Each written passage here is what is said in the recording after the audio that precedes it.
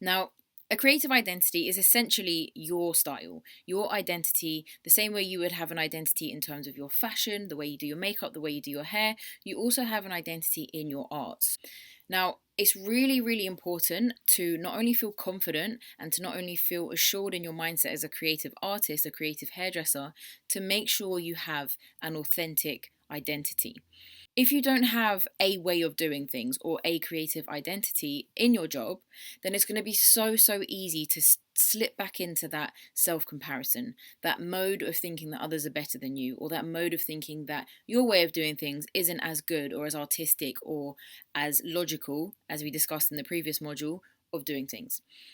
The reason that I say that that carries likeliness for success is because the more authentic, real, and yourself, your being, the more likely you are to succeed, the more likely you are to learn, the more likely you are to create something that you actually wanted to create and your client wanted you to create. Now, tip number one to master your creative identity, to make sure that you're assured in your style of working, is to commit to it. Commit to your art. Set goals. So if you're committing to specializing in a certain craft, for example, hair coloring, balayage or hairstyling, maybe you want to perfect a certain hairstyle or a certain way to wave hair or whatever it might be, commit to it, set yourself a goal and say, by this date, I'm going to have been on this many courses because it's my time to learn this and I want to perfect it. That's an example of your goal. Commit to that goal that you set yourself. That is going to be a really good way, a really quick way as well. You'll see instant results of getting yourself to a level of creative identity where you think, okay, this is now how I do things. Analyze. Along that journey, I want you to analyze what you're doing. I want you to stop and think regularly, is this where I want to be going? Am I going in the right direction? Am I reaching my goals that I've set myself, and am I committing to it? That will be a quick way to understand whether you're going in the right direction, whether you're starting to let your mind take over again and steer you into direction that perhaps you shouldn't be going, steering back into comfort. Analyze constantly. That's going to be a way for you to understand your behaviors. The next point I wanted to make about finding your creative identity is be curious. Being curious, inquisitive, and trying to find out things yourself is going to be a really important way to find your own style. So, first of all, I wanted to say moving away from the target is okay. All right. So, it can be really easy to set yourself a goal, and especially as perfectionists, as hairdressers, we set ourselves a goal and then we think, okay, hang on a second, I'm moving in a slightly different direction to where this goal was supposed to be going. Now I'm going off track.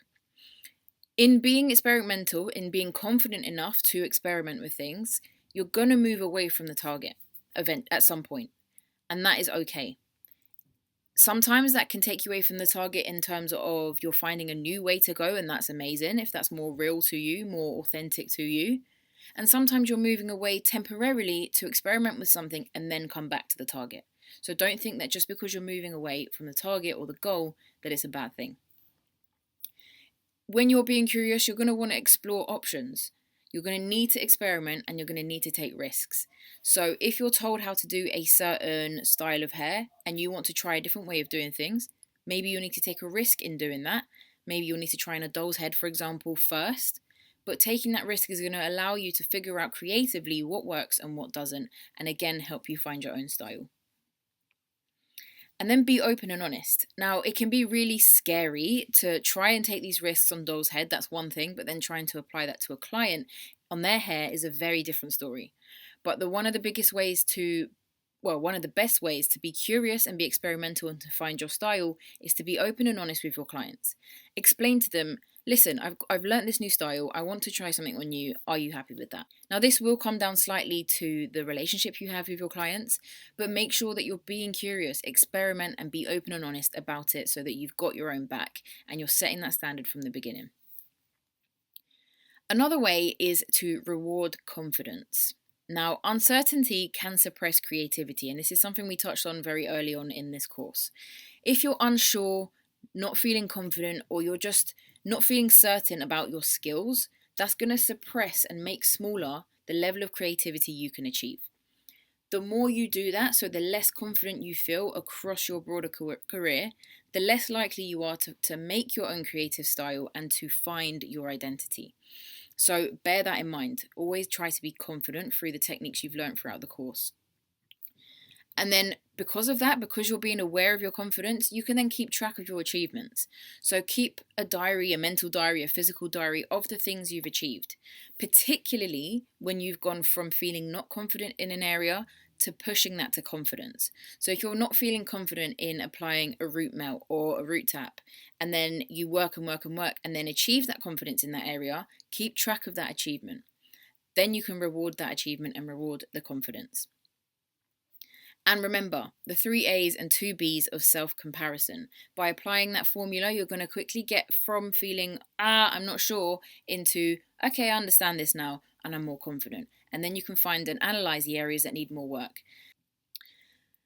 Master your mind, ironically. Mastering the mind, the mindset is going to be a big way, again, to help you figure out how to find your creative identity. Now, some of this stuff is what we've spoken about in this course, so negative self-talk, looking at the fear and finding opportunities for yourself is going to be, again, a really important way of you finding your style, being assured and confident in your style. And then another way is to challenge an idea. Now, it can be so typical of us as hairdressers to go on a course, be inspired by people, and either we don't take on the challenges or the tasks and techniques we've learned in that course because we park them and we want to go back to comfort, or we do try them, but we just take it for Bible. We take that whatever we're taught in that lesson, in that course, is how you do things. And that's it. We then either continue with that or we try it for a little bit and then we go back to what we used to do. If you don't challenge the ideas that you're taught, you'll only ever be replicating the work that is the same as somebody else. You will only be able to copy people's work if you don't challenge the idea of the work you're being taught. So yes, you want to look for inspiration, right? You're not going to create a creative identity or a style of working if you don't have inspiration. But you need to challenge the concept. Practice the style of learning that you've just picked up, practice the technique, practice that skill and see what you think of it. Challenge that concept. Maybe something else will work better for you. You are the artist at the end of the day. You are the ones creating work for your clients. You need to be happy with the way you're working. So that's going to help you find your way of doing that particular thing, or maybe you'll find a better way. Remember that just because you're inspired by someone or you take inspiration from a different artist, it doesn't mean that what you do, even if it's similar, isn't going to be better or it's going to be worse or it's not going to be original. It could be better. You might find a better way of doing it. So this is where we talk about the 6 hat idea. The idea behind this is that you know when to put on different hats. You know when to analyze in a certain way. So each hat will represent a different way of looking at an idea. So let's get into that. The first one is the black hat. The black hat is the negative perspective. So thinking about what won't work. So for this, while I'm talking through these 6 hats, let's think of an example. Let's say, for example, tomorrow morning you wake up and you're on your way to the studio of the brand you work with and you're going to learn a new way of applying toners, for example. Now, whatever that concept is that they teach you, I want you to go away, practice it, and then apply your 6 hats. So with that new toning technique, what's the negative perspective? What for me and my clientele won't work with this technique? What can I change? What do I need to tweak? What isn't going to work for my clients? So that's hat number 1. Then you've got the yellow hat. The yellow hat is the positive perspective. What will work? So we're looking at this toning technique and we're thinking, okay, what is positive about this? What is going to work with my style of working, my timing, where I work, my clientele? What about this toning technique is positive? Now, the blue hat. The blue hat is about thinking broadly. So we've put on the blue hat and now we're thinking a broader perspective. What is the best overall solution? So I've got the good, I've got the bad about this technique, for example. What can I now think about the overall solution? Is this going to be good? Do I need to change something? Do I need to think about offering something different? What's the broader perspective? That's what the blue hat will help you understand.